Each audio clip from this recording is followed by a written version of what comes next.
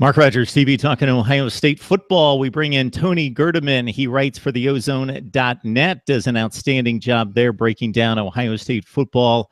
I definitely check out Tony on a regular basis to get the latest, some of the highlighted articles for me this summer. I got to tell you, Tony was looking at the top impact players on both offense and defense, looking at that list of 100 things to look forward to for Ohio State football in 2017, just breaking the ice there because there's just so much to dive into. So we always appreciate the time, sir.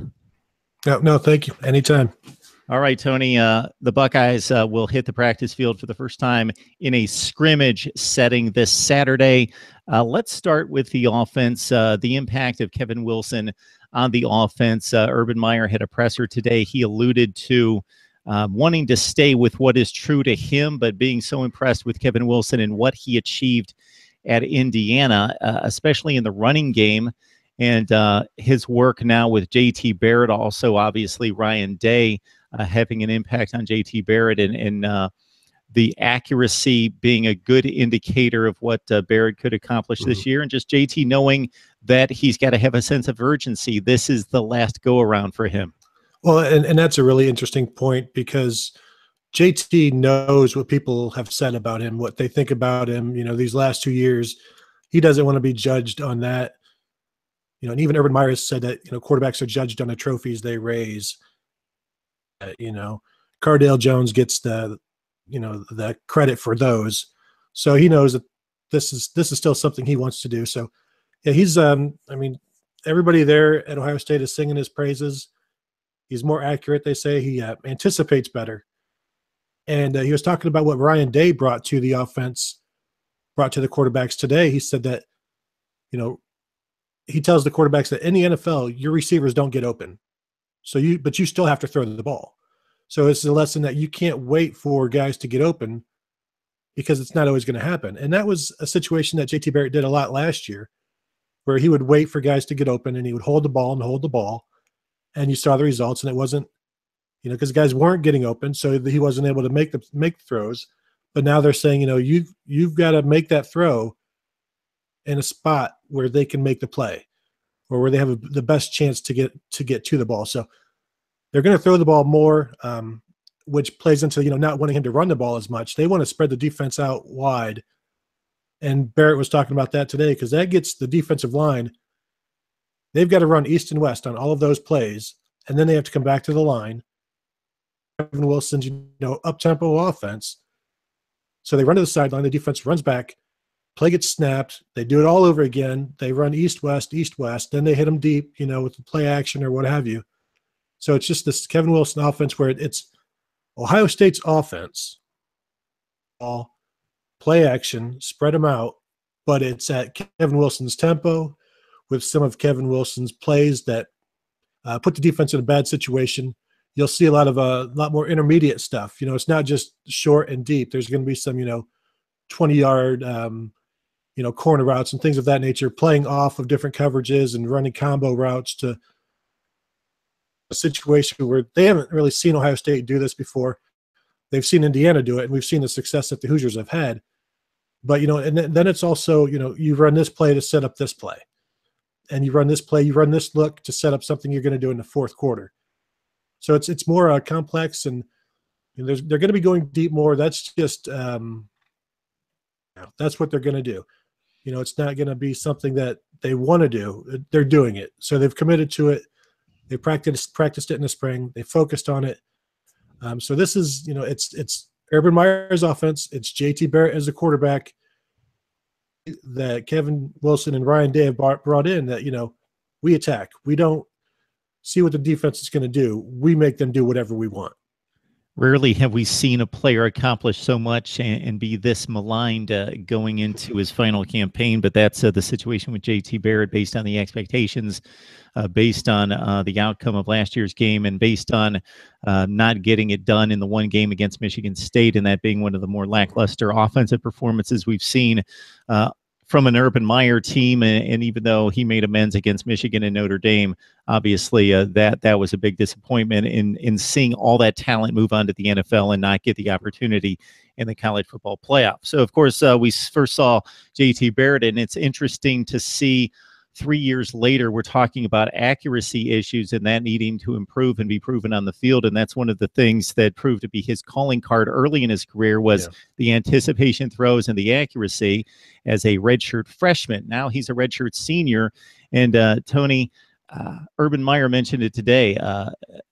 The core of redshirt seniors who have been in this program now in a 5th season for a program like Ohio State, where we're typically talking about the guys that have moved on early to the NFL, they're being productive players, not just guys that have hung around the program, but productive, talented players as redshirt seniors, and there are 7 of them. Yeah, and it's interesting because Urban Meyer talks about not wanting to redshirt players because he knows they won't be around for 5 years. So he wants to get them on the field as quickly as possible because there's no sense. And, they're not going to stick around. But now you've got these guys, all good captains, J.T. Barrett, Chris Worley, Billy Price, Tyquan Lewis, who I think what benefits Ohio State is they weren't necessarily pro prospects after 3 or 4 years. Tyquan Lewis could have gone, but he came back to be a higher draft pick, to become a better player.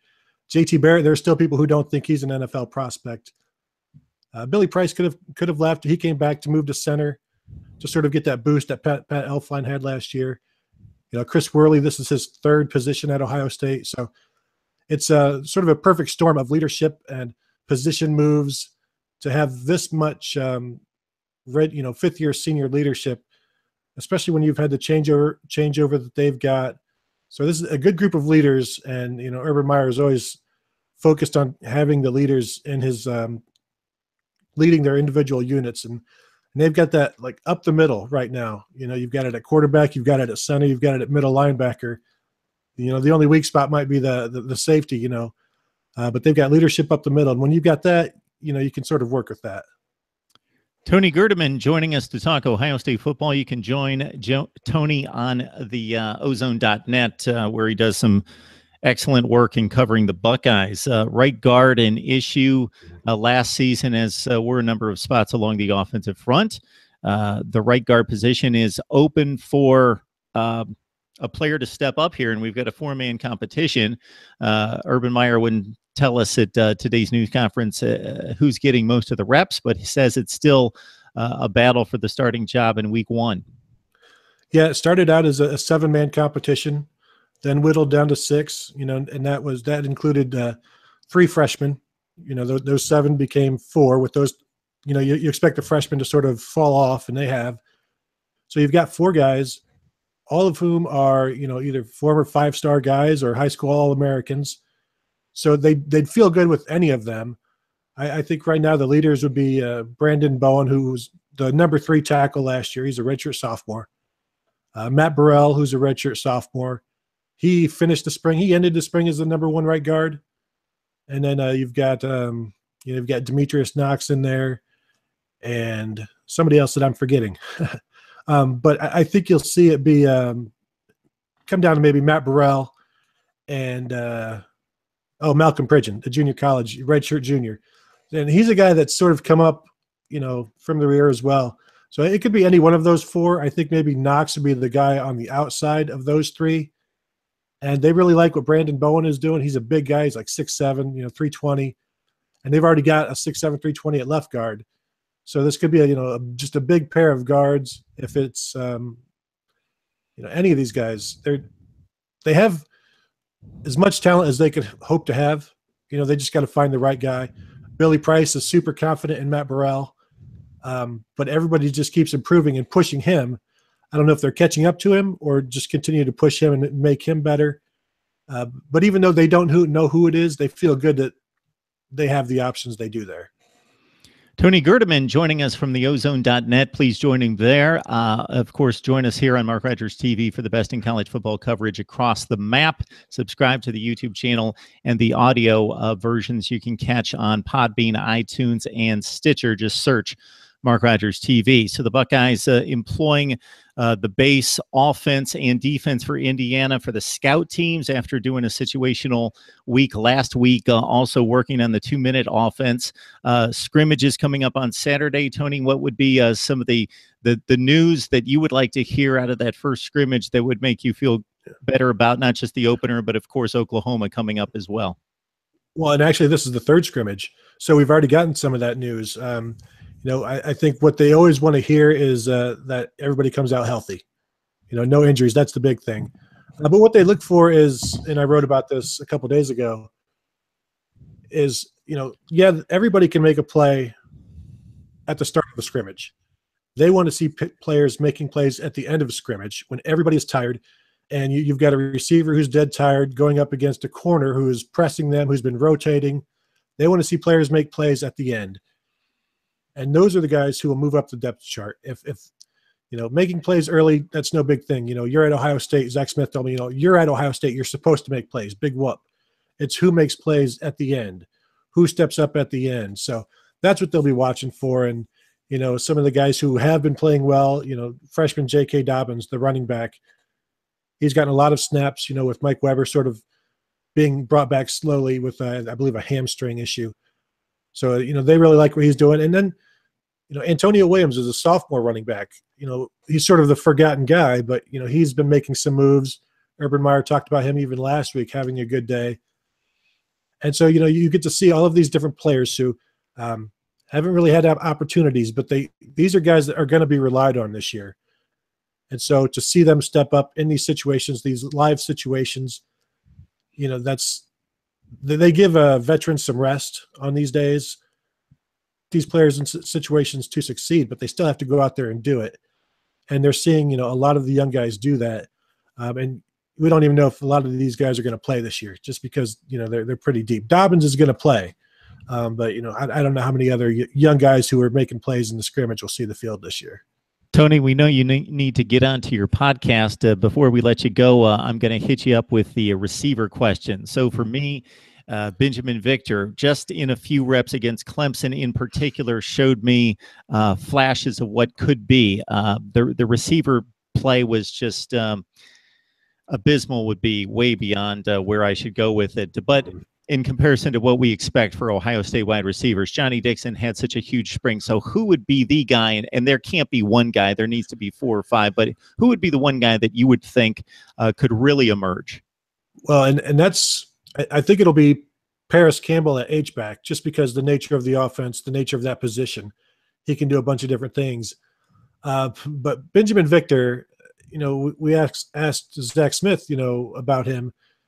And why he's never had he said he's never had a receiver with this kind of ceiling. And, you ask him why, and he's like, well, he's 6'4", he has a 7-foot wingspan, and he can run like the wind. So, you put that combination together, and, we've seen some highlights out of him, released by the university, by the football team's Twitter accounts and stuff. And we've seen some plays from him already. And he's going to be Zach Smith says he has 6 starters. So Victor is one of those 6. We've seen Johnny Dixon, who's had a sort of a miraculous ascension from almost leaving football, to now, where he's going to be a playmaker on the offense because he can do a lot of different things. He can, they're looking for that deep guy. He could be that deep guy. But when you ask Johnny Dixon who the deep guy, the best deep guy is, he'll tell you Terry McLaurin. And so you've just got all of these different names being mentioned. And if you mention Benjamin Victor, you have to mention Austin Mack, who is the co-starter at the X position. So it's not one guy. It's not 4 guys. Zach Smith tells you, it has to be 6. And they need all 6 because it's 3 rotating in at a time. And if you've got a weak link, the entire unit is weak. And they can't have that. They think they have potential to be the best unit in the nation, the best receiver unit in the nation. And it's not it's more than just one guy stepping up. But the potential is there, but Victor, he's going to be interesting. And just like I said, the nature of the H-back position, Paris Campbell, he's fast, he's big, he's played running back in high school. So it'll be interesting to see how he finally comes into his own at that position, because he's had some issues in the past. And then you've got a young guy like Trayvon Grimes, true freshman, who's still coming along from an ACL. who I've been told, by people who have seen him, that he's the best receiver prospect Ohio State's had in 20 years. So that alone has me interested in watching him. And he's not even been the most impressive freshman receiver in camp. That's been Jalen Harris. So there's a lot of names in there. 6, and from talking to a few people, they have 7 or 8. Some really strong Ohio State football talk from Tony Gerdeman. Join him on the ozone.net. Follow him on Twitter, where I'm looking at his profile photo right there. It's got a look of Johnny Cash, but I know that's not Johnny Cash. And Tony, the next time I have you on, being a guy that loves the pioneers of rock and roll, rockabilly, and country music as well, I would love to have a discussion with you about that as a side note. But we will let you go this week and keep the suspense up. So, Tony, we appreciate the time. All right. Anytime. Thank you.